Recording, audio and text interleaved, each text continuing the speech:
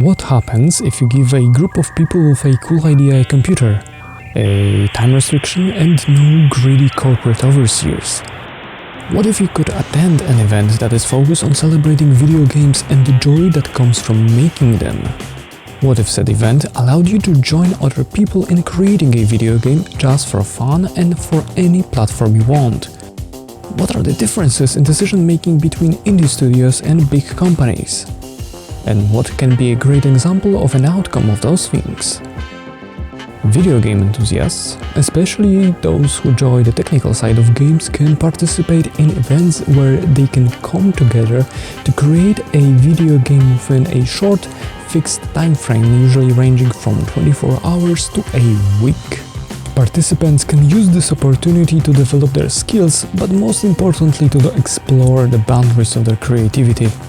You see, in regular Western big company game dev, before a company wants to produce and release a game, it has to start with market research and filter out all ideas for focus groups to maximize the potential profit while minimizing the potential risks. Meanwhile, during game jams, where you don't need to sell anything, the participating teams can brainstorm all their craziest and most innovative ideas. In the year 2013, during the 7-day FPS challenge, a small Polish team with most of its members never having made a video game before came up with the prototype of Superhot. You can still play this prototype online on the Superhot Team's website. Just keep in mind that it doesn't represent the proper experience of the full version, which took over 2 years to make.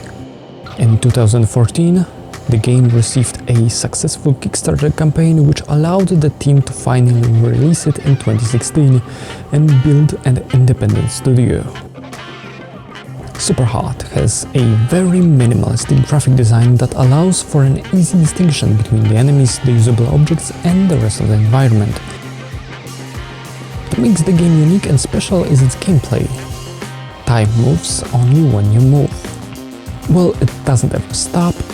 When you freeze, the time still moves, but at an incredibly slow pace. The time slowing down allows you to have more control and the ability to calmly plan your spectacular actions. I played the game using a mouse and keyboard, but I think a console controller will be an awesome option since it allows you to move more smoothly. Although Superhot is not a puzzle game, you kinda can treat planning the sequence of your actions like a small puzzle. And speaking of levels, you can see that the authors have put a lot of effort into refining the gameplay. The enemies can pick up flying weapons or even catch them mid-flight. Weapons are balanced, with gun requiring precision but having shorter reload times, shotguns covering a lot more space at a cost of randomized dispersion of bullets, and assault rifles offering shorter bursts of concentrated fire but not allowing you to make single shots and save ammunition.